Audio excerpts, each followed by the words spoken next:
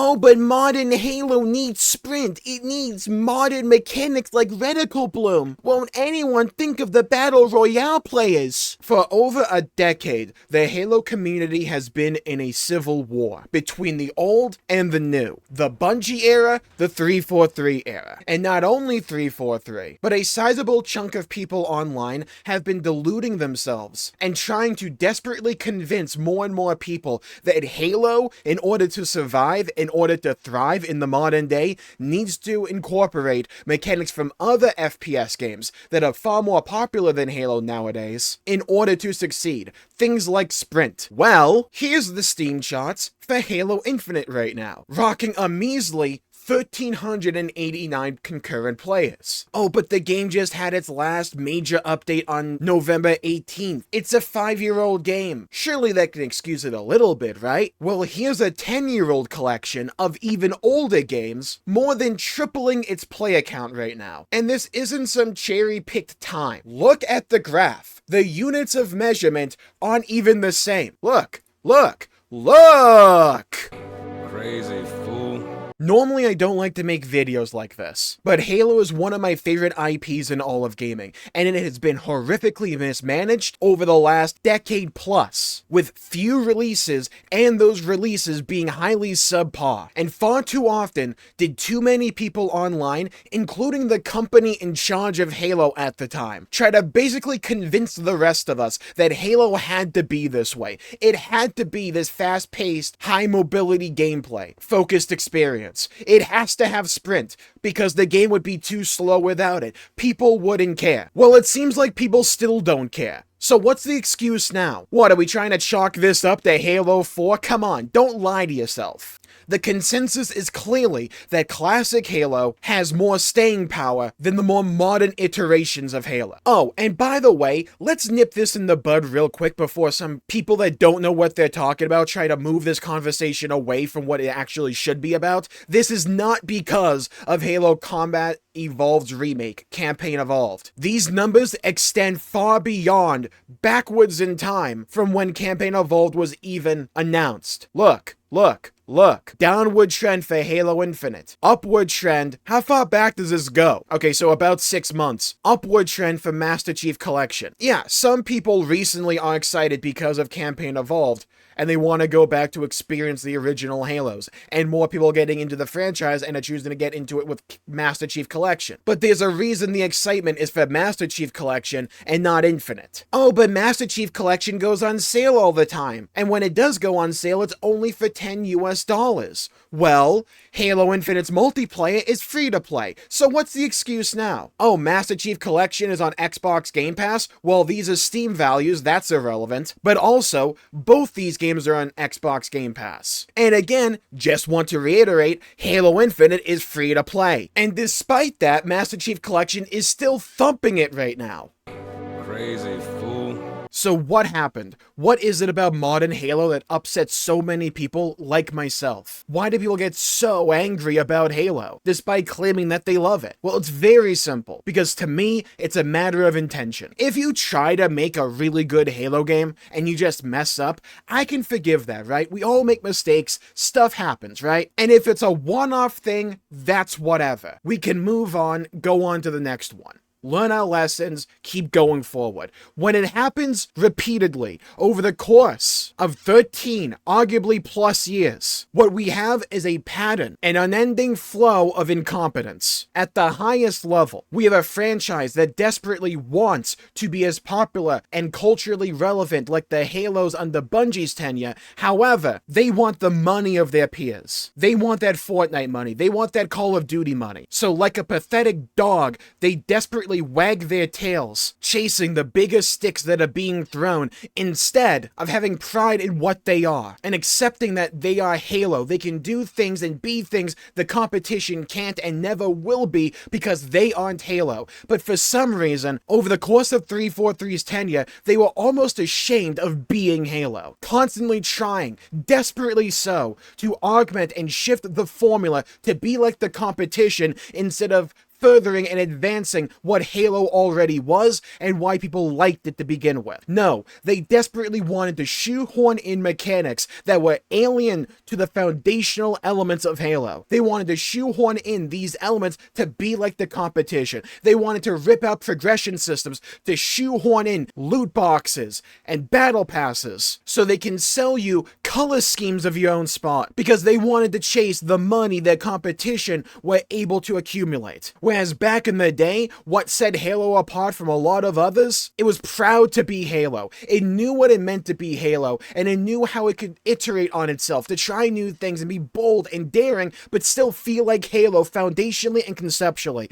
That is something that modern Halo has fundamentally forgotten. It wants to be fast, it wants to be based on movement, it forgot the roots, the foundational elements of the Halo formula. It either forgot them or it's willfully ignoring them. And I don't know which is worse. And it's gotten to a pathetic point where their best defense to continue the inclusion of sprint and aim down sights for non-precision weapons in the Halo formula in games like Halo Campaign Evolved, the remake of the original Halo game Combat Evolved. Get this. The reason they're including them, and their main advertisement for these features is not that they're going to be additive to the actual formula. No, their best defense for them is that you'll be able to turn them off with skulls. Brother, what are we doing? How far have we fallen where the best thing you can talk about for a feature being added into a remake of a classic Halo game is that you'll be able to turn it off? What are we doing? Just think about the optics of that for half a second. We have argued and debated for the better part of 15 years about the merits of sprint in Halo, and time again, as something that I've been talking about relatively recently on this channel, there is no actual defense for these systems being included in Halo. The best defense that defenders of sprint, aim down sights, reticle bloom have is that for some reason there is the perception among these people and the people in charge of Halo that if the IP doesn't have them, it won't be as popular. It won't be able to succeed. It won't thrive amongst the competition that has these mechanics, despite the fact this trend exists. But Jmulls, Halo 4 is part of the Master Chief Collection. If you actually honestly believe that the majority of people here are playing MCC for Halo 4 multiplayer, I have beachfront property in Kansas to sell to you. Can a Halo game be good with these mechanics? Yeah, sure. I've said that before. But is a Halo game bad if you don't include them? No. And you're not gonna make a Halo game good by just including them. It's lunacy, and it shows a clear misunderstanding of what Halo actually is and what people liked about the formula all those years ago and still enjoy about the formula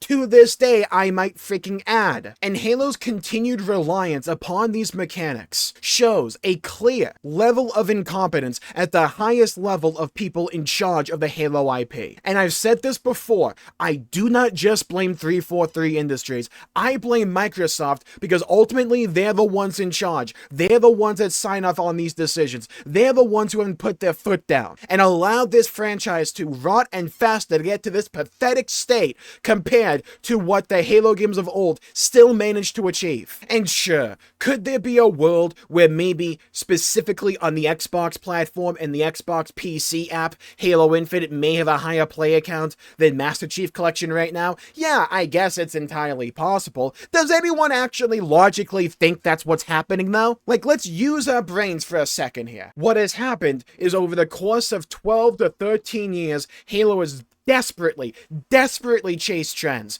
all to failure, never managing to successfully recapture the cultural phenomenon that it once was because it's too afraid of what it was, believing for some idiotic reason that the old Halo formula just wouldn't work in the modern day. Because as we all know, an FPS game in the 2020s needs to have sprint in it or it's dead on arrival. I want Halo to be back. I want to be excited for Halo again. And there are elements of Campaign Evolved that I am optimistic for. I am willing to give Halo Studios a shout and to say, you know what? Show me what you can do. Put out a brand new mainline Halo entry and show me what you can do. But don't try to tell me that Halo needs to have sprint. It needs to have reticle bloom. It needs to have aim down sights for non-precision weapons. Because we have been doing this for over a decade with nothing to show for it. No legacy to really uphold. Only a legacy that Halo seemingly is trying to distance itself from as much as humanly possible. From one, abandoning the art style from Halo 4 and 5, but then also moving away from the gameplay loops of those games as well. It just didn't move away enough. I want Halo to be cool again.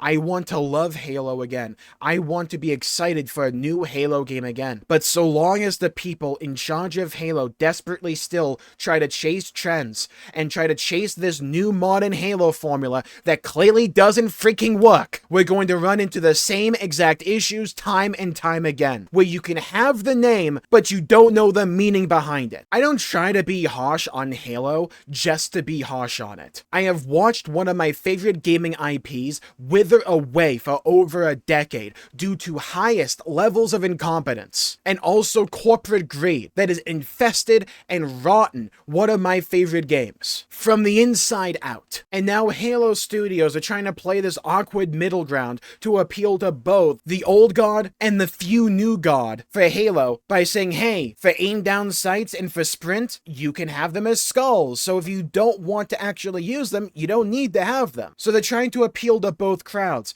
But what they fundamentally are still not getting is that Halo shouldn't have these things to begin with. And when the only defense you can muster for them is that you can turn them off, you don't have an actual argument. You're just including them for the sake of including them, not because they actually benefit the overall package that is Halo. They break the flow, they break the sandbox, they make everything less interesting, less fun, and less memorable, and that is why I don't like them in the experience. That is why I wish Halo would finally rid itself of this nasty habit that it's picked up on. Halo's become that awkward old guy trying to fit in with the kids going 6'7", 6'7", where it doesn't even understand what it's doing. It just thinks that it has to do it. My recommendation, stop trying to play both sides. You can either further this modern Halo formula and be content with maybe garnering a little bit of excitement every now and then before it quickly fizzles out of existence, or you can try to be Halo again. I'd recommend the latter.